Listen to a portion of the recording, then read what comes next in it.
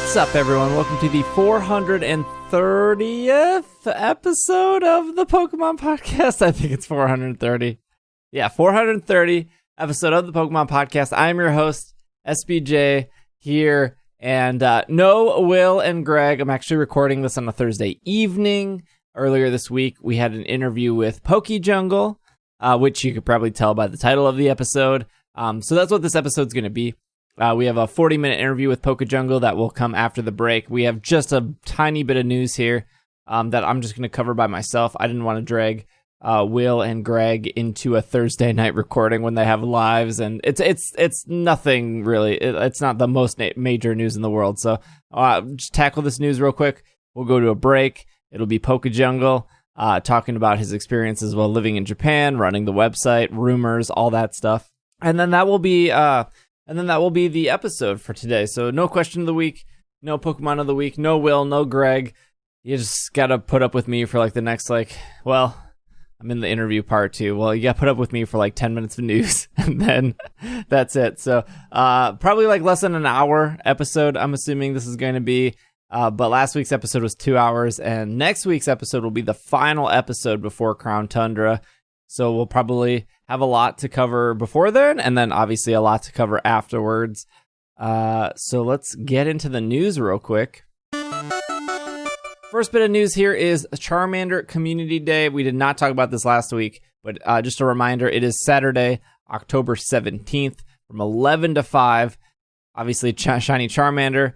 If you evolve Charmeleon into Charizard, you will know the move Dragon Breath, which is the fast type move. So there is no Blast Burn this time around. I believe Niantic has confirmed that Blast Burn is only with the pay to win TMs that you can only buy like once a month. Speaking of that, there will be a one-time special purchase for $12.80, aka 1,280 Pokecoins, featuring the Elite Charge TM. It will also come with 3 incubators, 3 star pieces, and 30 Ultra Balls. I'll bang this drum every week. I still think this is a ripoff. I still think this is very pay to win. I think this is very damaging. Out of a lot of things that are wrong with Pokemon Go, this is definitely one of them for sure. But we don't need to dwell on that. There will be event-timed research and field research to earn Mega Charizard Candy, Energy, I don't know what they're calling it, the things to Mega Evolve your Charizard. And then for $1, they are doing an October Community Day exclusive special research story, which will also include Charizard Mega Energy. The bonus, let's say you don't care about Shiny Charmander, maybe you already have 1 million of them, the bonus is going to be 3 times catch Stardust, and your incense will last for 3 hours instead of the 1 hour. We did talk about last week how Niantic nerfed the incense. Prior to COVID, an incense was 30 minutes. And if you were not moving, you would get a spawn once every 5 minutes. When COVID started, they doubled it. So they doubled the time. So instead of lasting 30 minutes, it lasted an hour. We all know this. But you would get a spawn about every 60 seconds, which is 60 an hour. And recently, what we talked about last week, Niantic changed the incense, but didn't really specify or explain on their blog post. They just said it went back to normal, but it will still last an hour. We talked about this. They changed it from every 60 seconds if you weren't moving to about every 90 seconds, give or take, depending on how fast you're catching. Just some basic math, because I don't think we did the math last week, but instead of getting 60 spawns an hour in your house, you would get 40 spawns an hour, which is still good. Better than the 5-6 spawns you would have gotten with the initial incense. And let's just say they doubled that. That would have been 12. So better than what it was before, but not as good as it was. Timing on that has not particularly been good, but here we are. Next bit of news here. This is actually really exciting for me. I'm actually really, really excited for this. It's hard to explain here on a podcast, but this is off Pokemon.com. They're announcing a premium collection, ultra premium collection for Zacian and Zamazenta. This is for the Pokemon TCG. If you like black and gold, which totally my aesthetics. Aesthetics? That's a word. I'm probably putting an extra letter in there. If you like black and gold, this looks awesome. It is a TCG thing. It's coming with one special gold version of Zacian V. They've done this before. I think the first like major big gold cards that people freaked out about was Reshiram and Zekrom back in black and white. But a special gold version of Zacian V, a special gold version of Zamazenta V. You get 2 sets of metal damage counters, so that's 12 dice total. Metal, which is awesome. Not the plastic that comes in the Elite Trainer boxes. You get 2 metal coins featuring Zamazenta and Zacian. You will get 2 sets of card sleeves, one featuring Zacian, one featuring Zamazenta. You get 130 sleeves total. You will get, quote, a set of richly designed metal condition markers. So that would be your poison or your burn. You will get 16 booster packs for the Sword and Shield series. So they're not very clear what this is, but they do say from the Sword and Shield series. So this could be base Sword and Shield, base Sword and Shield, Rebel Clash, Darkness Ablaze. Am I missing a set? I think those are the 3 sets.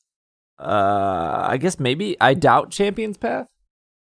And then Vivid Voltage will be out by then, I believe. So I'm not sure if it will include Vivid Voltage. It doesn't specifically say.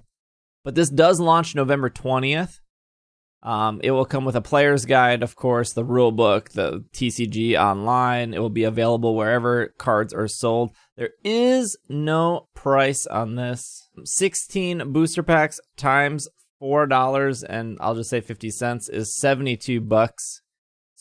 And of course, you always pay the Pokemon tax when they pack it specially, because like you're always like an Elite Trainer box, you're paying like an extra, what is it, like $6 or $8 just kind of for everything around it.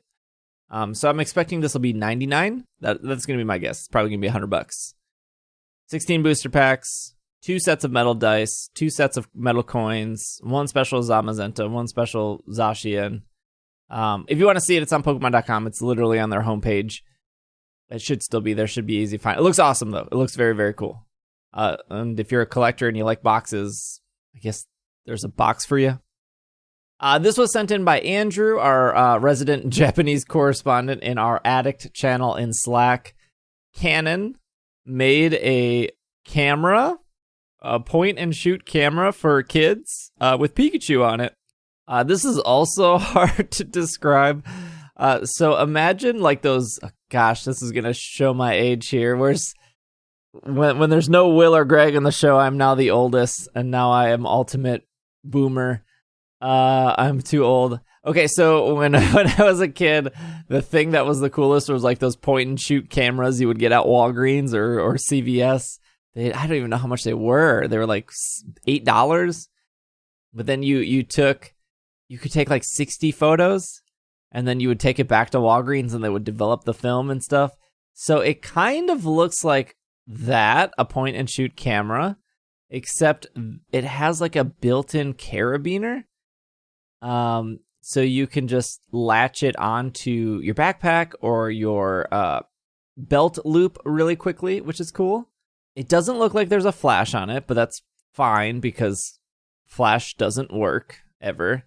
The front of the camera, if you remember the like Pikachu 3DS and it was like all yellow and then it was just Pikachu's eyes, mouth, and cheeks, it has that aesthetic. Why is this the word of the episode? It has that look going for it, but they will be selling separate what are called jackets, so you can change out the front with different, they have like Yamper and Pikachu, they have a Raichu, Pikachu, Pichu, they have a bunch of Pikachu, that Pichu with the Galarian starters, Pikachu with the Kanto starters. The back has a couple features, so it looks like it has a camera, it looks like it has a video feature, and then it looks like it has, the camera feature, the video feature, it looks like it can take a picture and apply Pikachu's cheeks to the subject. So if you're taking like a picture of like somebody's face, it puts Pikachu's cheeks on them. I think that's what it means. Sorry, the website's in Japanese. I'm doing my best here with Google Translate. And the other thing is that it looks like there is built in either Wi-Fi or Bluetooth to transfer the pictures to your phone directly, which is probably the coolest part. Because who's developing anything? So it was available for purchase on PokemonCenter-online.com, which is the Japanese Pokemon Center. It was 18,000 yen, which comes to about $175 USD. So not a cheap gift for your kids, but it does apparently shoot video and has Bluetooth, I guess. There was an exclusive bonus where if you did order it off Pokemon Center, you got a little Pikachu tail charm that you could attach to your camera or your phone. You also got a Pokeball lanyard. You also got an exclusive faceplate for it. They were also selling it on store.canon.jp, but they have not released pre-orders for that yet. But the pre-orders for the Japanese Pokemon Center was completely sold out. Oh, they also have, like, the Canon is offering bundles. So they're offering, I'm really trying to milk this, give you guys a little bit of a longer episode of milking this. So they offer a leisure bundle, which is cool. So that comes with that weird YouTuber octopus tripod stand, a memory card, a Canon water bottle, and then it looks like some stickers. And then there's a family bundle, which comes with 2 of these Pikachu cameras. And then it comes with 2 SD cards. The leisure bundle also comes with the SD card. And then it comes with a printer, so you can print these at home, like one of those, not like a Canon, well, not like a big printer, like a photo printer, one of the little ones that just print. Kind of cool. Probably a novelty thing. I'm sure I can't imagine these cameras are taking better pictures than like somebody's like Pixel phone or somebody's iPhone or something, or like almost every Android phone that has probably come out in the last couple of years. I don't know too much about sensors, and the Japanese website doesn't really go into depth of what kind of sensors they are that I can see. But it's cool. It's something. And that's pretty much all the news. So, camera, new TCG thing, brand new, that was actually announced this week, and then the Pokemon GO stuff coming up. By the time you listen to this podcast, Giratina should be in raids for Pokemon GO. That is the current raid boss. That is the first time that Origin Form Giratina is shiny. Origin Form is the one that looks like the snake. And as we lead up to Crown Tundra, just a reminder that we will be doing a 12-hour Crown Tundra stream starting at noon Central Time on October 23rd. So from noon to midnight, I will be playing Crown Tundra. It should be releasing in the United States the evening of the 22nd. So as long as you play that evening or that morning for an hour or two, you'll be way ahead of me. So you don't have to worry about spoilers. But that'll be really exciting that Friday for the Crown Tundra. And we'll be obviously playing and streaming on Twitch up to that. Did I say it was on Twitch? Twitch.tv/PKMNcast, 12-hour stream, Crown Tundra. October 23rd, and we'll probably be doing a lot of Crown Tundra for the rest of the year. Hopefully there's enough to do, but there's plenty of stuff I still need to do in Isle of Armor and Base Sword and Shield as well. I do plan on streaming Charmander Community Day, so if you are not fortunate enough to be able to leave your house due to the circumstances of the world, and you're playing at home and you want something in the background, I do plan on IRL streaming safely Charmander Community Day on the 17th. Also, if you're listening to this on Monday or Tuesday, I do plan on streaming the Pikachu event on October 13th on Twitch. I will be IRL again safely. So if you are catching Ash Hat Pikachu at home and you need something to watch, I'll be streaming that for like 2 to 3 hours that evening. And I think that's it. I think that's everything. With that being said, I'm going to throw it over to our break music. We're going to go into the interview with PokeJungle. I hope you enjoy it. It was a really fun interview. He's a really great guy. And then that's our episode. And then we will be back on the 19th with a normal full episode. Will and Greg will be back right before Crown Tundra. And then, of course, we'll have our Crown Tundra impressions on October 26th. And we will not talk about story for Crown Tundra, but we will talk about mechanics and stuff. Like if they add any Diglett thing, or if they add the Battle Dude in the tower that was a surprise of the Olive Armor. So we'll be talking about that kind of stuff. But if you're worried about story, we'll save the story for the following podcast, which would be November 2nd. That gives you a little over a week to do the story. And I'm expecting the story is only going to be like 2 to 3 hours if you play slow. We will be right back. Hey, what do you guys think about pumpkin spice? Pumpkin spice. Pumpkin spice frosted flakes.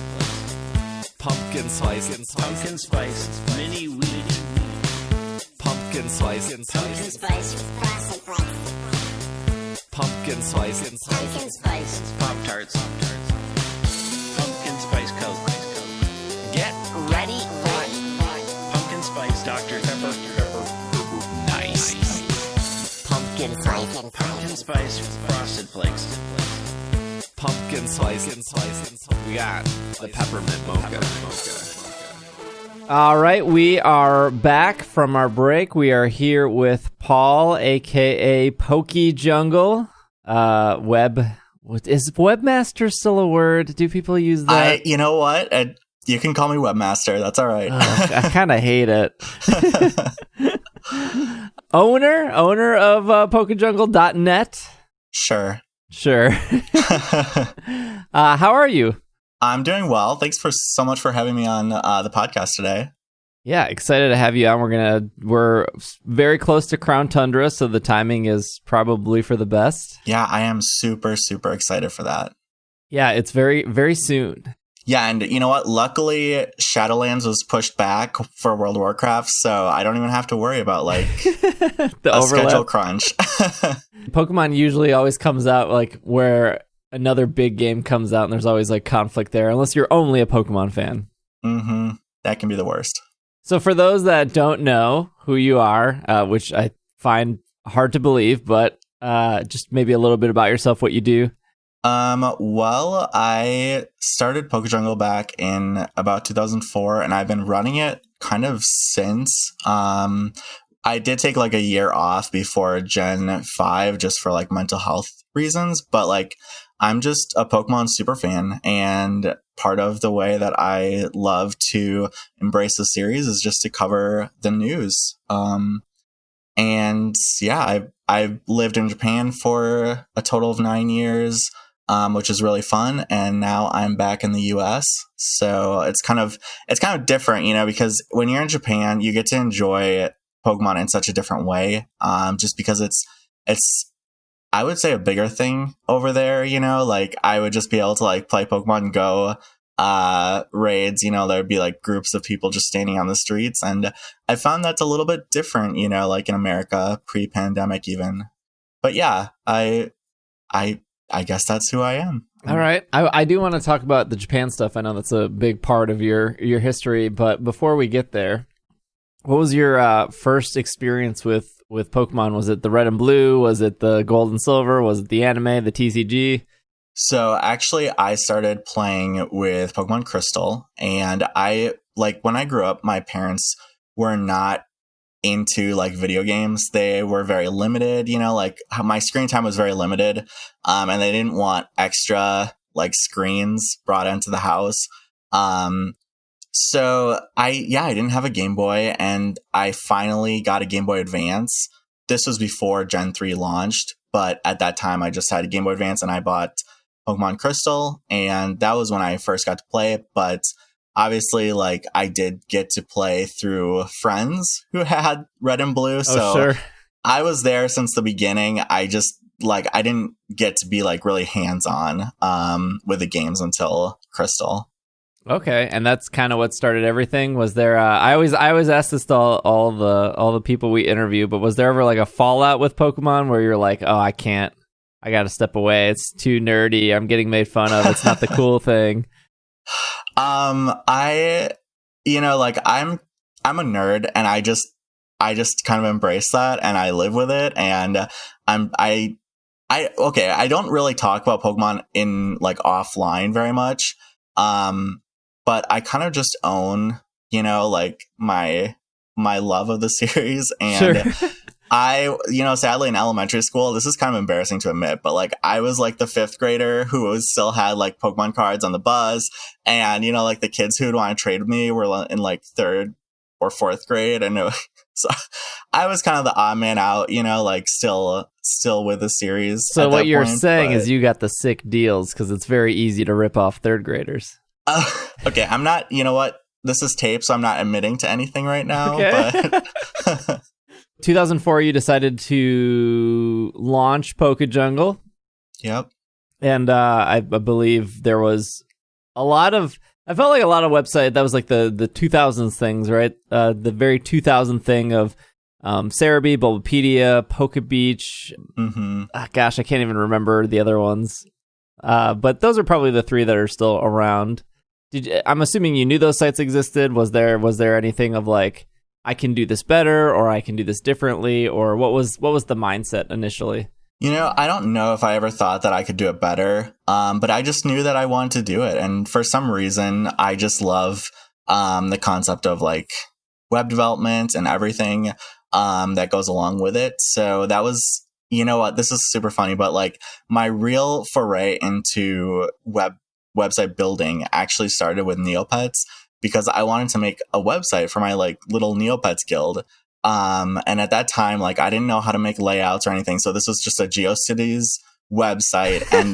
And basically it was just like centered content, because I didn't know how to like make a table and like have sidebars or a banner. So it was just literally like centered text down a page, like with a eye blinding, magenta color background or something.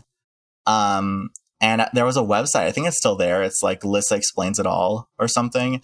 It's like a very female oriented HTML development for like kids kind of website from the early 2000s.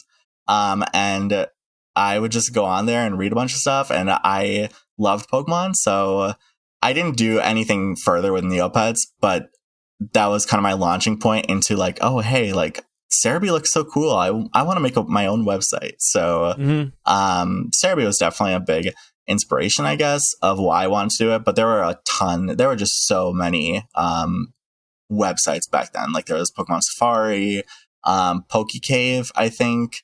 It was like the thing to do was to make Pokemon websites at that point in time. So, well, if you wanted to see what Cerebi looked like back then, just go to Cerebi right now, because it hasn't changed.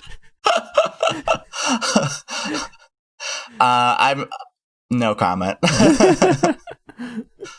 Like we all know that Joe does Cerebi pretty much full time, and Bulbapedia is like 7 million people updating. Mm-hmm. Is there a team over at PokeJungle? Is it just you? Is it a full time thing? Is it a hobby thing? Because you do get news out pretty quickly. I do get news out pretty quickly. But right now, I would say it's pretty small. I've always had like a core of people that help me. For instance, our designer is Sam. And he's been just creating some amazing things for us, I think, for probably 5 years now. And that's been great because I suck at graphics. That's definitely one of my weaknesses. So your site looks awesome. Well, you know what? If it does, and thank you, that's because of him. So he's been a huge help for me. We also have had like many team members that just, try to write and cover the news, especially in earlier generations. Right now it is pretty much just me, and then we also have Nick, who's been writing some Origin of Species articles for us. But yeah, and I don't know, like there's too many people to thank right now, but there are a lot of people who have put a lot of hard work and effort into helping me and making the site better. Yeah, that's awesome. And you got verified on Twitter, so that's huge. You know what? I got verified before Cerebi. I'm not going to brag, but. So how does that transition into you living in Japan? Was that a school thing? Was that a work thing? Was that a Pokemon thing? Because you were there for almost a decade, right? Yeah. So I lived. Yeah. So, well, first of all, I wanted to be a game designer. Like in middle school, I was like, okay, I want to design games. And I think maybe for a lot of gamers, that's like kind of the dream. You love playing games and you want to make them. And I kind of saw Japan, like many people do, as kind of a mecca of game design stuff. I think that's shifted a little bit. And like there's a lot of great game development studios in the US now, as well. But at that time, I just decided I want to be an exchange student. I want to go to Japan. I want to learn stuff and, like understand the culture, that is behind some of these great games. So that was kind of my reasoning for being a high school exchange student. And that was I went there during 11th grade and stayed there for a year in Osaka. And it was great. And I always try to encourage people, if they want to do like an exchange program, either in school or college or whatever, to do it, because you just learn so much about a different culture. And it doesn't matter if it's Japan or wherever. I just feel like it's a great life experience. So I'll give a little shout out to exchange programs, but, it really was a good experience. I didn't necessarily think that I would go back to Japan after I came home. But you said that was a year in 11th grade? Yeah. So then your senior year would have been in the States? Yep. And then I graduated and kind of just did community college. Because at that point, I didn't want to be a game designer anymore, but I didn't know what exactly I wanted to be. So I thought I would just get the general stuff out of the way and then, go somewhere else. But actually, I started dating a Japanese guy who was living in the States, and he graduated and was going to go back to Japan. And I was like, well, I'm not really doing anything right now. So Temple University in Philadelphia has a Japanese Tokyo campus. So I applied there, I got in, and then I switched colleges. So I went over to Tokyo, and even after graduating, I just kind of stayed and I was teaching English for kids mostly. And it was just a great place, especially, doing my website, to be really close to the beat of Pokemon news. Because a lot of times I'm sleeping when, like the Japanese news comes out. Yeah. But there was no time zone issues really when I was living there, and I could get a lot of cool footage and pictures and stuff, for social media and for my website. So it just kind of worked out. What made you come back? Was it pandemic stuff? No, actually, I wanted to get married. Oh, Japan still doesn't have marriage equality, and my boyfriend, now husband, and I, we were in it for the long term, and we wanted to get married, start a life together. And then I also just, like my grandma was moved over to memory care and stuff, and if I hadn't had family issues that were pressing because of my grandma, I could have stayed longer, because marriage is just a piece of paper. It's really being with the person you love. And I could have done that in Japan. But that was like a real motivating factor for me to come back. So I came back, I got married in the basement of her nursing home, so she could be there. And it was honestly a great decision, I think, because then the pandemic happened, and we're still not out of it, but I can't visit her right now. And I'm just so happy that I got to see her before this all started. Dang, you didn't warn me that I needed like tissues before this episode. Sorry. That's a sweet story. Wow. Okay. Hard to follow that up. That's good. Let's shift gears a little bit, because you were in Japan when Sword and Shield dropped. Yeah. So I'd imagine that was. We're gonna have to talk about national dexers here for a second. So Sword and Shield, people were really, really hyped when the initial trailer dropped, and I think where the conversation changed was around E3, where they said they weren't bringing the Pokemon in, and then the national dex stuff broke out. Obviously, we're almost a year with Sword and Shield, and it's sold incredibly well. The people that were unhappy and didn't buy it are still unhappy and still didn't buy it. The people who did get it, for the most part, seemed to enjoy it. Was there that outrage that you saw firsthand or were Okay, sorry. I gotta clarify. I will clarify. I was actually in the US for the launch. Because I came back in May 2019. I just double checked. well, for the announcement and everything. For the that announcement, that was early.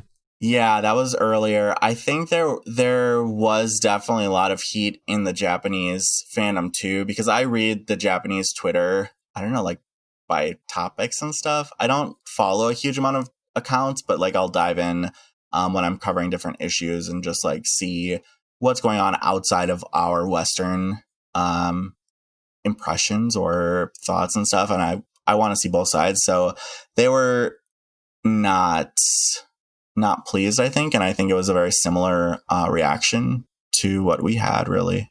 And then what were your thoughts on Sword and Shield yourself when it arrived? Was it disappointing? Was it better than you expected? Worse than you expected? What you expected? You know what? I will be completely honest. I was running through that first route and I thought to myself, am I getting too old for this? And it was just such a weird thought because, you know, like I've never really had that thought playing Pokemon before, but at first it was just like a little bit hard for me to get into. And I don't know if it was just like the jump to the Switch, you know, like I'll be honest, I never finished Let's Go. So I already kind of left that go. But I, you know, was Let's Go the Kanto? Like, what was the? Hold on, before we get to Sword and Shield, what was the? Did you have issues with Let's Go? Did you think it was a bad game or shouldn't have been made or catered too much for casuals? No, I actually appreciate that they are making you know, like I think if they separate the series a little bit, I think it allows them to make a very guided experience for younger or less experienced fans. And hopefully, my hope would be that they can retain a lot of, you know, the complexity and even add more complexity into the mainline games. And Let's Go is technically mainline if, you know, you go with that, but, you know, for the non-Let's Go titles. Yeah. So for me, it was just a little bit too guided, didn't really offer me anything. I didn't like the catching system. I think that was probably the number one thing. And it's so dumb, but like after you release the ball in Let's Go, it still like the circle like keeps moving. But in Go, it like stops, you know, like you flick the ball and the circle is like there still the same size. So just like even that, for whatever reason, that small detail just annoyed me so much. It was just like, you know, if you're going to make a catching system that's based off Go, why does it feel different? You know, like why am I trying to time things differently? And it just was not a smooth transition. And I was just like, there's other stuff I could be doing right now. Yeah. So, and then jumping into Sword and Shield, I'm not sure exactly what it was. I think maybe it was still a little bit leftover feelings like from Let's Go that maybe this was going to be too simplistic. And I think the storyline, you know, like it's a Pokemon game. You know, you're not jumping into Final Fantasy convoluted, you know, like whatever. But after that first route, I started getting more into it. I started enjoying some of the designs and stuff, some of the little touches. So for me personally, my impression was very positive of the games. And you said at the start you're excited for Crown Tundra. Yeah. What was how do you feel about the DLC? The DLC route in general, and of course Isle of Armor. Your thoughts on that? But you know, we're so used to having like a third version of a game, and they decided DLC this time. Mm-hmm. I feel a little bit conflicted, to be honest. I love the new Pokemon, like Galarian Slowbro was super cool to me. And in some ways it just like, it sucks that I can't use it on my team going through the storyline. And of course, if you're just starting, you know, after I believe you unlock the wild area, you can hop over to the Isle of Armor and do that. But like for gamers who had already played through this, you know, we're past that point. So it's like so stupid in a way, but I just love to like, you know, have my team with me and like it kind of builds up your affinity for these Pokemon. But like just catching a Galarian Slowpoke, okay, evolving it, like it doesn't create the same bond. No, I feel you.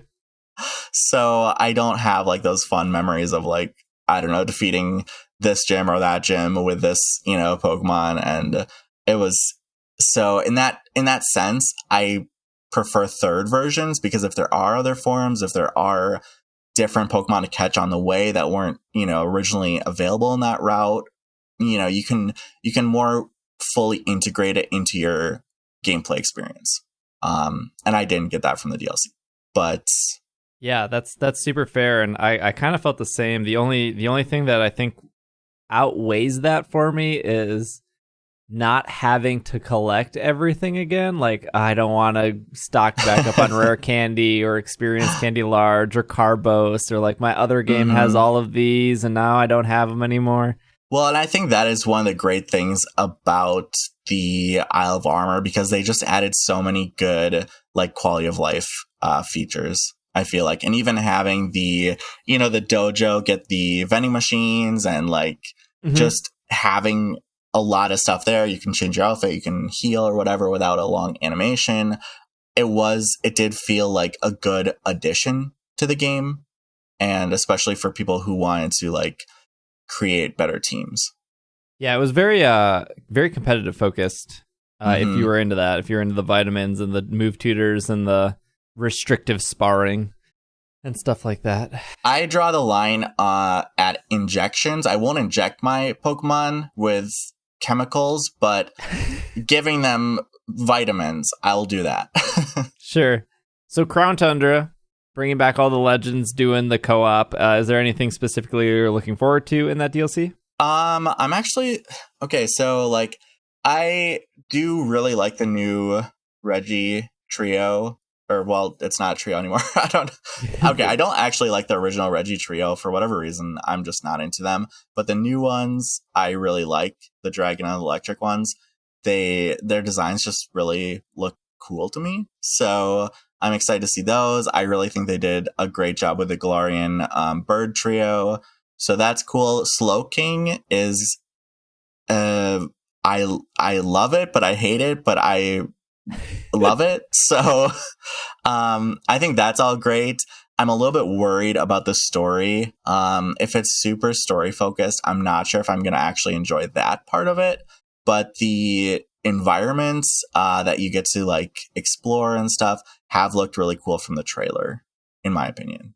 Yeah, I don't know if I can say I was disappointed with the Isle of Armor story. It's just kind of what I expected them to do, which is like this short, maybe 2 hours if you're a slow player experience. Well, I just thought that there was going to be something that was super replayable, like a kind of a Battle Frontier sort of experience. And I mean, they did add like some extra new things for like online battling, but it didn't have the like single player replayability that I thought that they were going to be adding, kind of.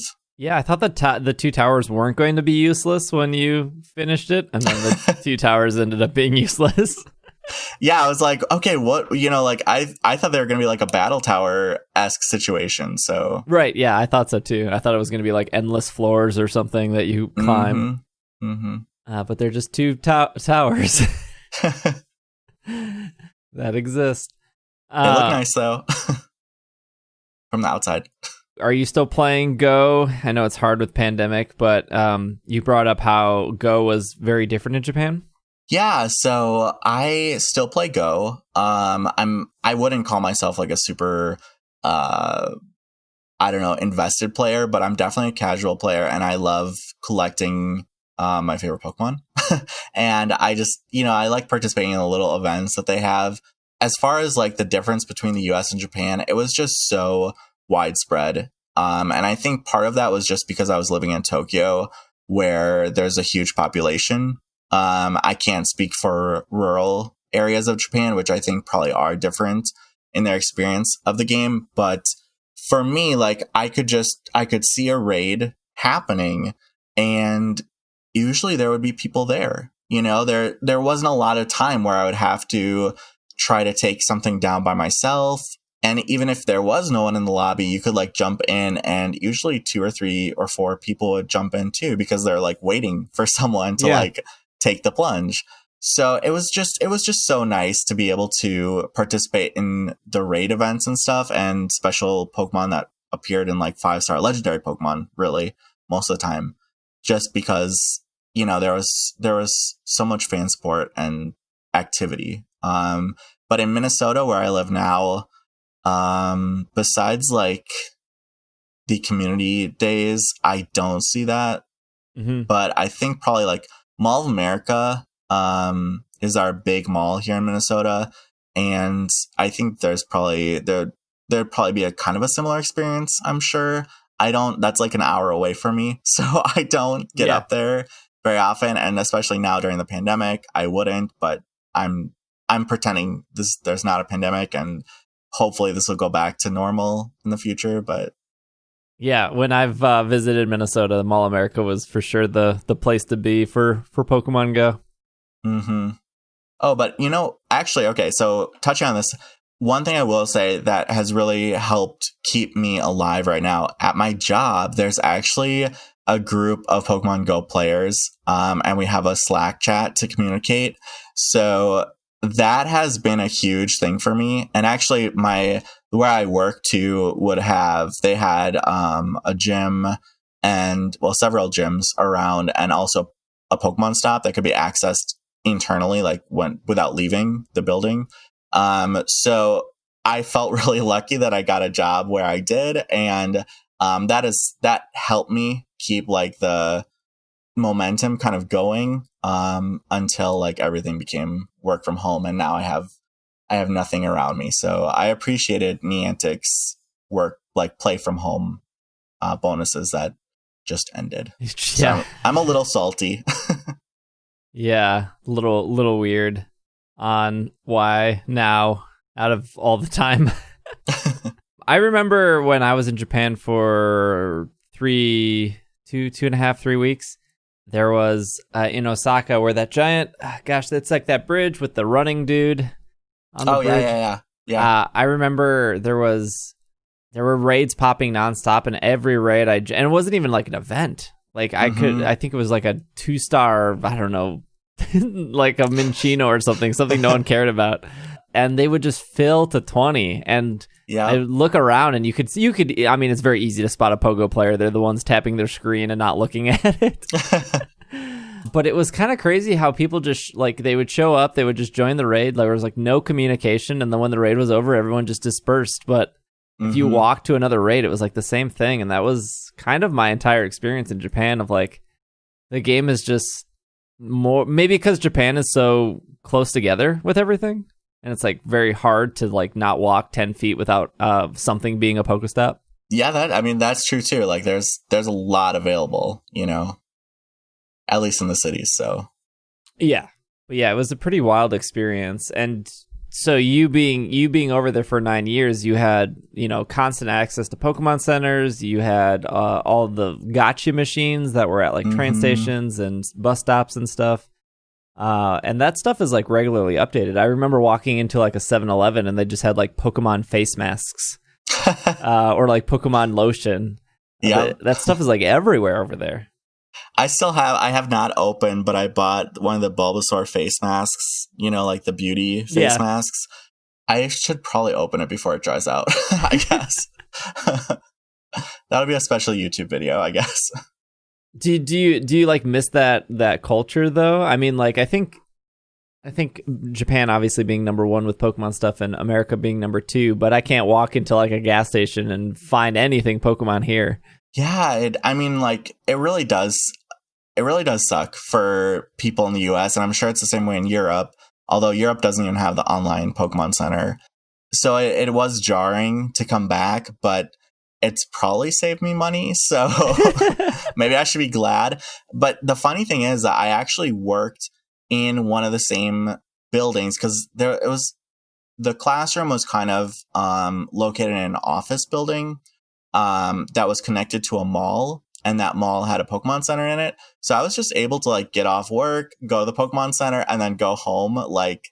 And I would work there like twice a week for a while. So, yeah, I mean, it was just crazy. Like it took no effort to, like go anywhere and find Pokemon stuff. Right. I remember getting off the plane. I was like, I wonder how long it'll take for us to see something Pokemon. And it was like literally instantly there was like a Pokemon vending machine right off the plane. Yep.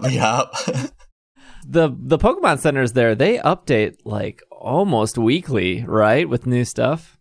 Yeah. I mean, basically it is kind of weekly, isn't it? Because I do cover like the updates to the merchandise on Twitter, and like every week they announce goods, and those aren't sold for 3 more weeks, but it's just this rolling cycle. And so there are like, it's not going to be boring, I guess. If you go to a Pokemon Center one week, the next week you're probably going to find something fun and new. Mm-hmm. So are there plans for you to eventually go back to Japan, maybe when the world isn't imploding anymore? Yeah, well, actually, my husband's sister had a baby, so we are dying to go back and see his family and meet our new nephew. So it's actually been hard to be away from Japan, because we actually had plans to go back this fall, and that's not going to happen now. But as soon as possible, we will be back. Not for Pokemon specifically, but I will probably go to a Pokemon Center.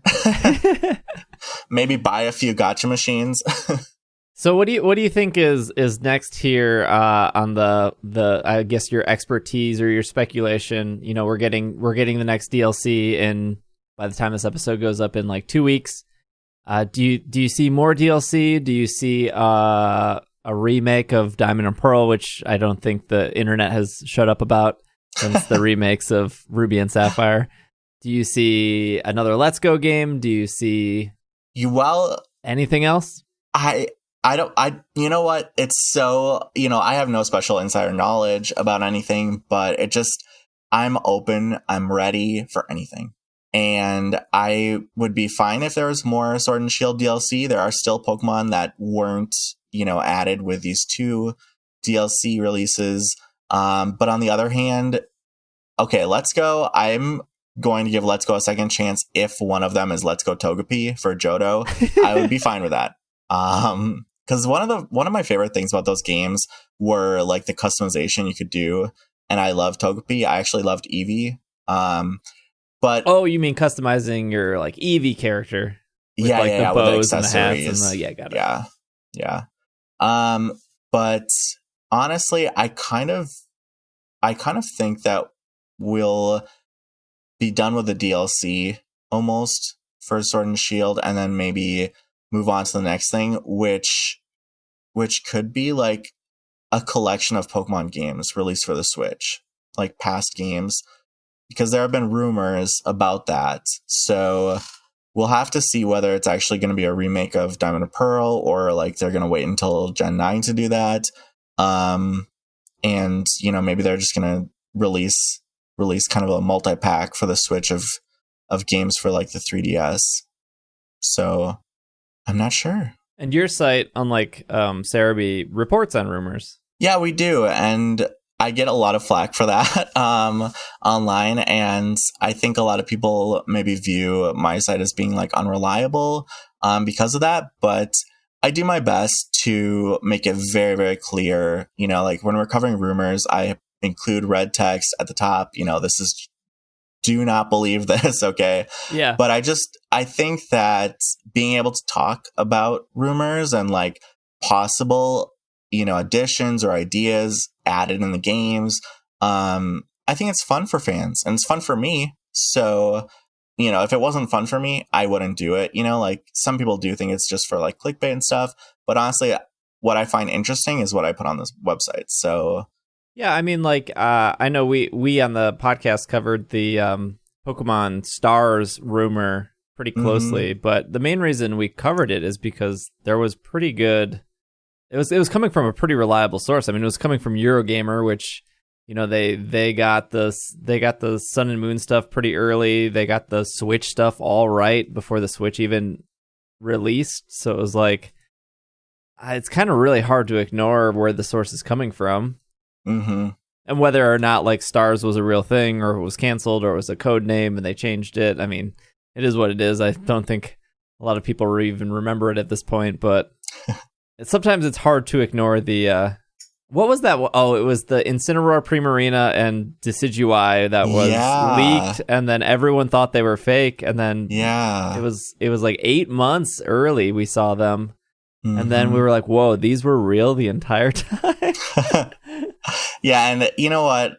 Props to Joe for not deleting his tweet saying they're not real. I have mad respect for him for, like keeping that up. It's, like those are the wild times. Or even like I posted the picture of the trainer riding Lapras before Let's Go was revealed. I mean, sometimes there's just like weird leaks that, like just pop up out of nowhere and you don't know if they're real. You don't know if it's fake, but sometimes they do turn out to be legitimate. I cannot wait till the day that Gen 4 remakes do eventually happen, and the second they're announced, the Gen 5 people start. I am such a Gen 5 fan, so I will be probably the loudest. I'll be like, okay, where's my Gen 5 remake? Yeah, your website's mascot is Sawaddle. Mm-hmm. I feel like it was made for me. Like I just saw that and I was like, okay, this is it. This is a representation of my website and of me personally, maybe. Do you think with like Go and the TCG and the anime and pretty much everything the Pokemon company pumps out, like this machine that they are, do you think over the years the Pokemon community has gotten more divided or more different? It's definitely gotten bigger. There's no denying it there with Go alone. But it feels, I don't know, for me, it feels slightly different than it did like 5 years ago. Yeah, I mean, I think it was much tighter knit. And I think a lot of, from my generation of, I don't know what my generation really is defined as, but like I got in when Pokemon forums were the thing, like fans were not, there was no Twitter, there was no, whatever. So we were all on these, forums, and you kind of knew who people were. And, like we were using MSN and AIM and stuff to chat, like outside of the forums. So I think you knew who people were a little bit more. Whereas, like every day new Twitter accounts are popping up and you don't have that same connection with other fans. And it's so much easier, I think, to interact with people now, because you don't have to register for a specific website based around a specific, Pokemon theme. So there's just such a lower barrier to enter these online conversations now, I think. Mm-hmm. But I like, some people do think like Pokemon fans are super toxic and stuff. And I have to say that I think there's just toxicity in everywhere in all fandoms. And like it's, some people pigeonhole, like gamers are toxic or Pokemon fans are toxic, but it's truly like kind of the nature of, I think, the internet and what it's evolved into, because any fandom, and for me, I'm a huge fan of the drag queen show, RuPaul's Drag Race. And it's just amazing if you dig into that fandom, which is, it's got a lot of gay people, it's got a lot of trans people, like there's female fans, there's male fans. And it is so toxic, like, so it's the exact opposite of like the kind of this white male gamer stereotype of toxicity. And so like, it's really kind of opened my eyes that I think there's a larger problem, and it's probably, it kind of needs to be addressed, but, like it's hard, I think, I don't know. I hope that we as a community can be a good example for other different fandoms. I think the National Dex issue kind of had maybe a negative impact on the way maybe other gamers saw the Pokemon fandom, but I really hope that we can be kind of a positive force for good. So that's what I try to promote when I'm not like picking on Cerebi. Yeah. Well, I think that's all we have. I mean, I could probably keep you, but I know you're busy. I'm busy. I'm a busy guy. Cool. Well, if our listeners want to find you, where's the best place? I think my Twitter, I'm very much like Trump. I just do not stop tweeting. So at PokeJungle is probably the best place to find me. Otherwise, PokeJungle.net. Awesome. Cool. Thank you, Paul. Yeah, thank you so much for having me. And I look forward to hearing the podcast.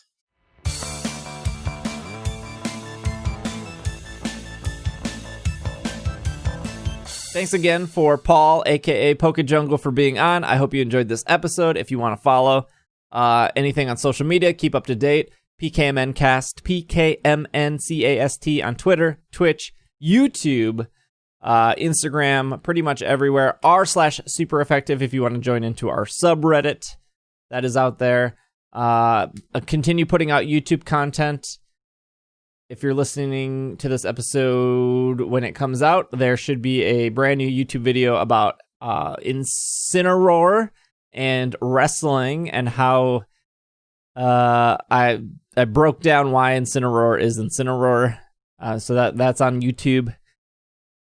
And if the video before that was my thoughts on what is an Ultra Beast and what is not an Ultra Beast, so we're doing more of this lore-ish / explanation stuff on YouTube.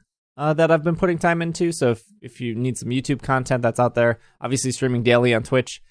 But this has been, thank you for listening. I really do appreciate it. This has been another episode of the Pokemon Podcast. And we are, super effective.